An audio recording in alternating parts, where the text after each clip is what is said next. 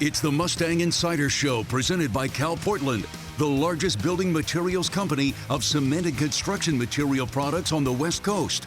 Now, here's Chris Sylvester, the voice of the Mustangs.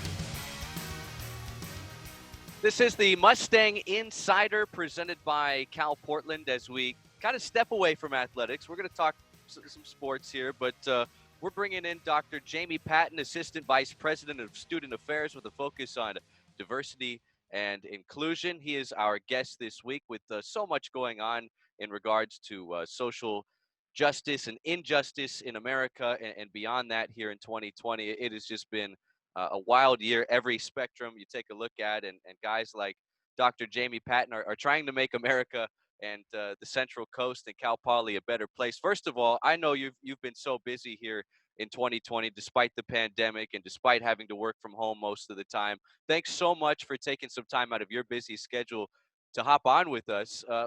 What's your Absolutely. 2020 been like? Oh man, thank you, Chris.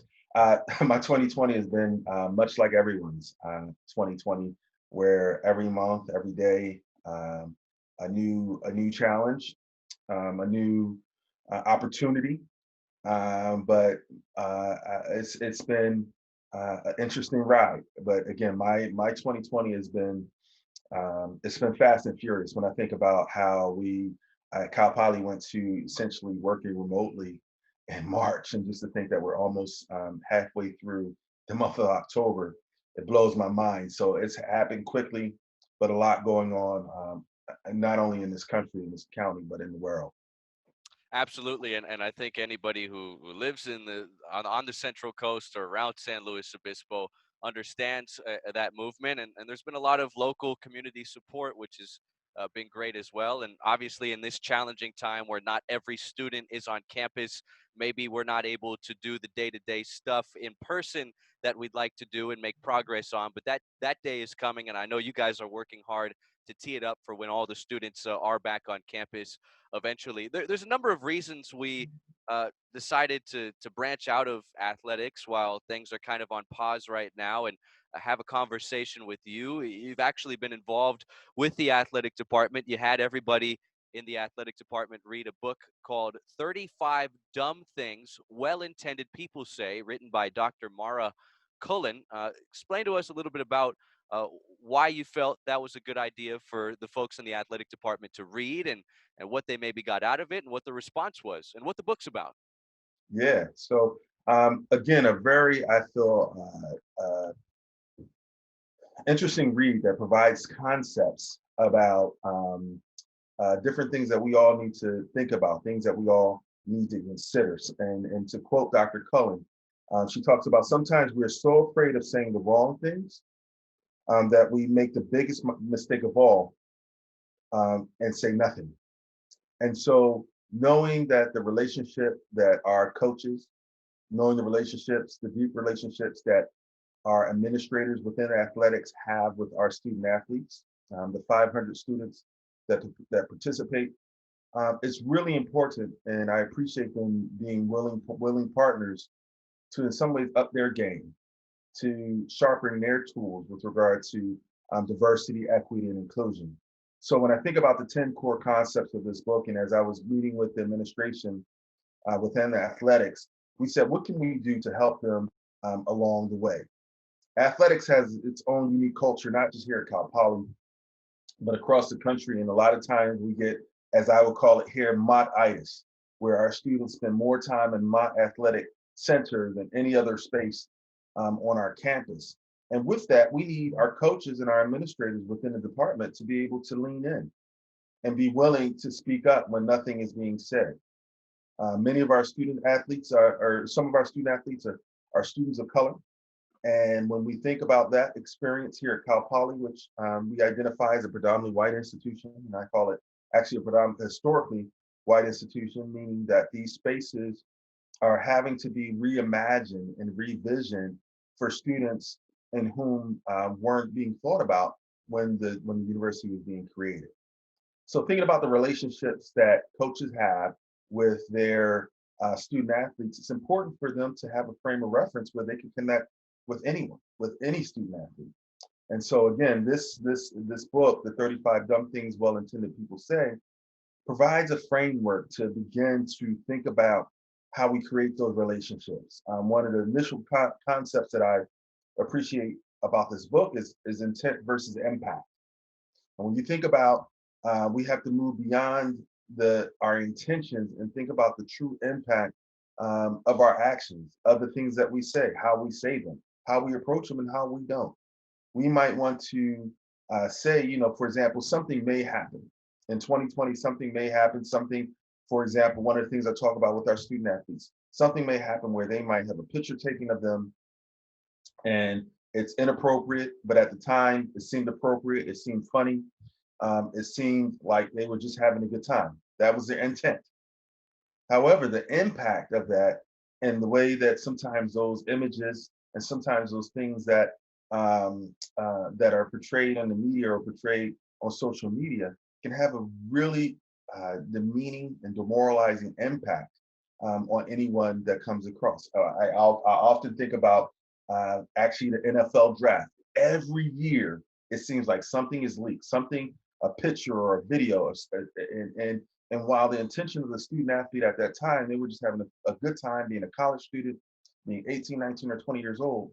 But the impact of that decision, it doesn't matter what the intent was, the impact of that decision, in some cases, is millions. It's huge. I think Deion Jordan, he went from like number 2 to number 15 in that draft.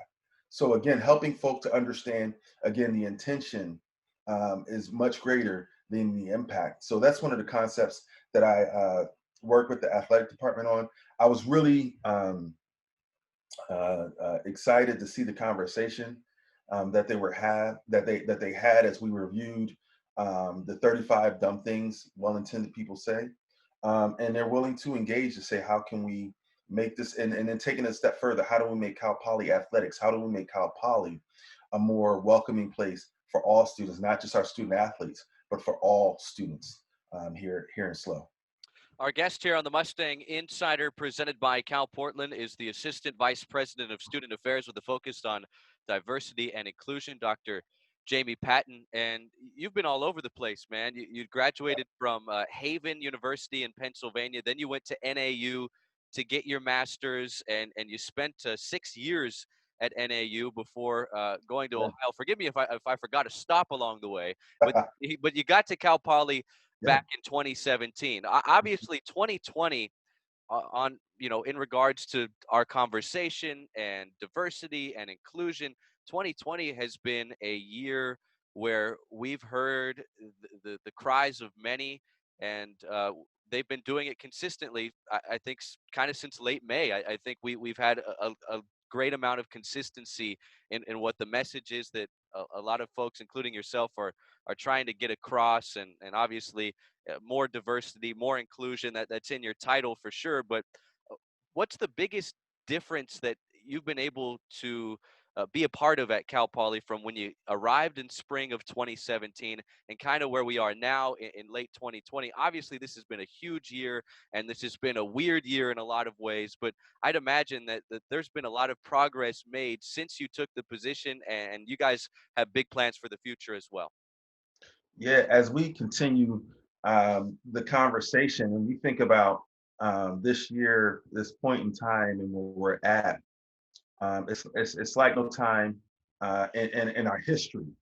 When you think about the Black Lives Matter movement that began in 2013 to now, knowing that we have a really active Black Lives Matter community here in San Luis Obispo, is huge.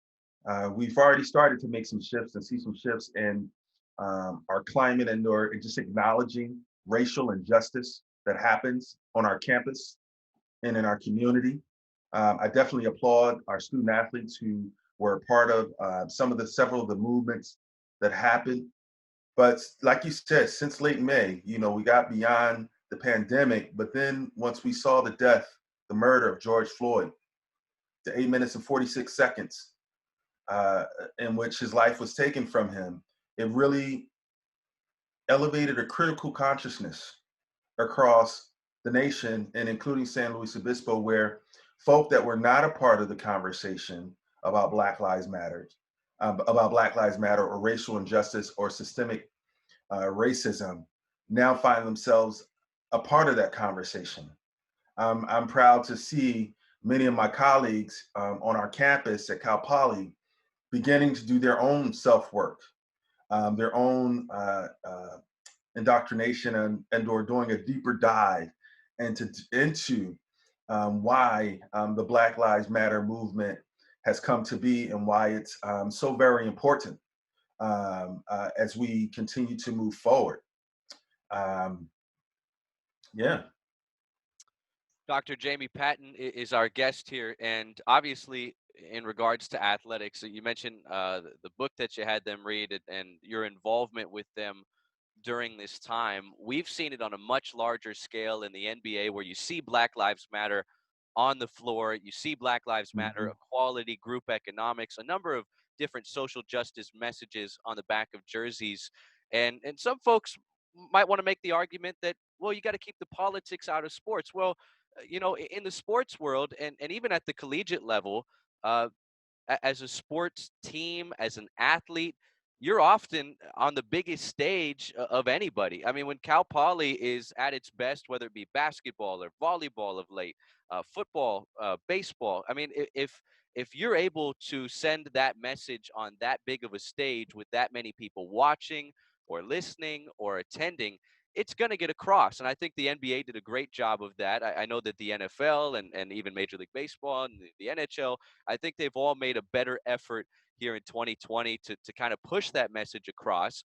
But in your mind, why is it so important to get the athletes involved and kind of have them put that message across? It's almost as if it's easier for people to maybe hear the message and get the message if it's coming from one of their favorite athletes or one of Yep, their favorite teams. I agree. I mean, I definitely agree. When you think about the notoriety, the platform that our student athletes have, and again, you saw it on Saturday, Sunday night after the championship, and while LeBron James was winning, and was presented with that MVP trophy, he talked about some of the issues, that we are facing. And again, for some of our student athletes, especially those who identify as BIPOC, Black, Latino, indigenous people of color. It goes beyond. That's almost like saying we're colorblind. And the colorblind is the whole thing where folk one of the 35 dumb things one in 10 people say is, you know what, I'm colorblind, meaning that I don't see your race. I don't see the color of your skin. That's impossible. That's like me telling a student athlete, you're not an athlete, and not really identifying who they are as humans. And so by being able to utilize that platform, utilize the spaces that they have is critical. When I think about athletics, I know for many communities, it is a doorstep to the university. So not just them as a student athlete, but as a connection to higher education, we are in many ways leaders in this conversation about racial and systemic racism, and we have a lot of work to do. But essentially, our message and the messages it goes beyond mattering, and people just want to. We need everybody to realize that. I think who was it? Jay Urich. He said, "Black lives mattering is the minimum. Black lives are worthy. Black lives are beloved, and Black lives are needed." And as we continue that conversation and as we help others to understand that mattering again is the minimum, as we help people to understand that, I believe we will be heading in the right direction and we can begin to address some of the things that unfortunately have been done well before we got here, before I was even here at Cal Poly, before I was even Jamie Patton, before I was named, before my parents were named. These systems were put in place, and we are again trying to navigate and find ways to go beyond matter. One of your main focuses here has been raising the level of students' consciousness, Mhm. and so I want to get your vision for Cal Poly in the diversity and inclusion space. What is your vision for the students at Cal Poly to try and make it a little more diverse? And to have more inclusion, obviously, and kind of get away from the rhetoric that Yeah. maybe we've operated with in the Yes. history of the university. Yes. You know, the best thing, and I think one of the things that we're going to continue to do is continue the conversation. That's really the goal of what I would like to do. One of the major tenets of making Cal Poly a more inclusive place, to have our students to be more inclusively minded. So through modules like Diversity EDU, which every first year student, every new transfer student completes an online module. Again, that gives that baseline operational understanding around diversity, equity, and inclusion. It talks about what our expectations are. It talks about everyone belonging here at Cal Poly. That's one of the baselines. We also follow up with the building bridges, where, because I believe we can't just do the self work, we have to talk about it. If we don't practice, in the words of the great Allen Iverson, if we don't practice this thing, if we don't practice what we're learning, then it becomes more difficult to really utilize those tools, to know who I am, to do that self reflection. So when you connect with others, or you meet someone, or you're um, in a new situation where you are seeking to understand and then to be understood. And so it's about raising that critical consciousness. So how do we, when students are onboarded to the university through new student orientation, through week of welcome, how do we engage them talking about inclusive excellence? Again, how do we help them to understand intent versus impact? How do we help them understand what a microaggression is and what implicit bias is? And then how we program them on campus? How do we raise awareness around difference on campus and calling people into the conversation? But calling people into the conversation, I do know that we have to help some people get comfortable with that, because it can be difficult.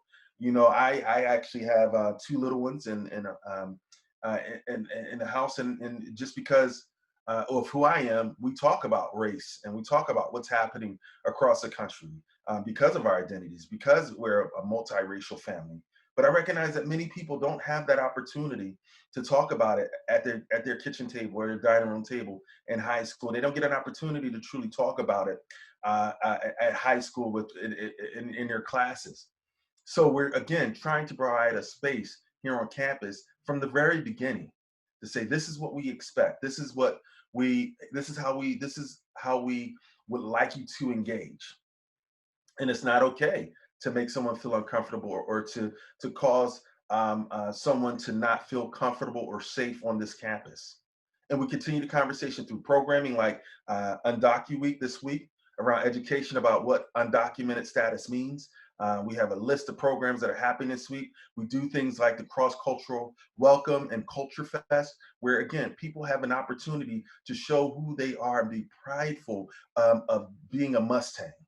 And that's critical. We do it in the curriculum, where we're working with faculty members through a collective called the Student Diversity and Belonging Programs, where we're working with faculty members to see what are ways that we can infuse diversity, equity, and inclusion, both in the curriculum and outside of the classroom. So we're infusing it in all ways across the institution, but it all starts with providing, again, a framework and an expectation around diversity, equity, and inclusion, because we know that the workplace needs it. We know that our students from Cal Poly, they're going to get an amazing degree. And when they graduate from Cal Poly, I want them to be able to talk about all the learn by doing experiences that they had, and not talk about our challenges with racist events and flashpoints that have happened in our history. Because this is a great school. And again, the opportunities that our students have will speak much louder than the negative things. Well said, Dr. Patton. How can non-people of color be an ally in situations like this? That's a great question. I would say continue to self-educate, hold each other accountable, and I know that can be tough. I know, we're going into the holiday season. Oh man, so we're going to be sitting across the table with some aunts and some uncles and some grandparents who come from a different era, Right. and who may not think the way we think about diversity, equity, and inclusion, and might have some other words to describe people of color and/or other communities. I would say keep pushing, keep holding each other accountable, keep on educating yourselves. One of the next books that I'm gonna read is actually How to Be an Anti-Racist. That's another text, but there are so many different opportunities for uh, white white people to connect. There are groups on campus that are connecting to have the conversation. You can give, supporting the Black Lives Matter movement. I think is another great way that people can support. But essentially, again, being an ally, it means, and sometimes it even goes beyond being an ally. I need you to be an accomplice. And being an accomplice means you're actually doing something. You're doing the self-work, you're connecting with others, and you're holding others accountable who might be able to hear it better from you than from me. Well said, Dr. Patton. I'm very happy that Cal Poly has you in the position they have you in, because I think that this university is going to make big strides here in the very near future with that mindset. Got to bring this up before I let you go. About 2 years ago, I was sitting there courtside calling a Cal Poly men's basketball home game. They were not having a good season. They had only one Big West Conference win. Hawaii was coming to town. They're always one of the better teams in men's basketball in the Big West. And they had you as a guest coach.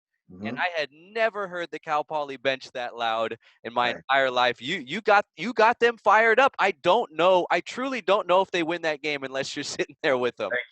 Thank you. That was a ball. I'm appreciative to Coach Calero and his staff for bringing me in. That was a great experience. That was a great set of guys. That game that year, and unfortunately, just the ball didn't go in the hoop the way we needed it to, and we weren't able to do everything that we were hopeful to do. But I was just happy to be a part of that Mott Magic, and I was happy to see that even with Coach John Smith last season, that Mott Magic was alive and well, and I can't wait to get back and to Mott and support not just Cal Poly basketball, but all of our Mustang athletes, student athletes. There's nothing like college athletics, the opportunity that it provides to the student athletes, the opportunities for them to grow as students at Cal Poly, and then the opportunity to live out their dreams as Cal Poly Mustangs in the classroom. Let's be clear, I'm really impressed with the level of engagement when I think about the GPAs and the work that our coaches do to make sure that our student athletes are succeeding, not just on the court or on the field, but in the classroom is huge, because these students are into some of the same majors as others. So we have engineers, we got all over the map with regard to our programming. But yeah, that was a great experience. I'm glad that we were able to get that victory, 2-0 as a guest coach. And anytime they need me, they can call them. Hey, I was just about to say, if we ever have a home game, we're competing for a conference championship, you better be on the bench, man. Right, we'll figure it out. Dr. Jamie Patton, Assistant VP of Student Affairs with a focus on diversity and inclusion. Hey, man, this was fun. I do like dabbling out of sports sometimes, and this is a very important conversation that I hope reaches a lot of the Cal Poly community, and really appreciate you taking some time out of your busy schedule to hop on with us, man. Thank you for having me. All right, Cal Poly fans, you're probably wondering how you can get a cool debit or credit card just like this. I certainly want one. And here's how you can. American Riviera Bank is a proud sponsor of Cal Poly Mustang Athletics. Open a Cal Poly Mustang checking account today, and American Riviera Bank will donate $150 to support student athletes. This interest-bearing checking account includes unlimited ATM surcharges and refunds, plus an exclusive Cal Poly Mustang debit card and Cal Poly check. Visit arb.bank/Mustangs for more information. American Riviera Bank, bank on better, member FDIC. Thanks for watching, everybody.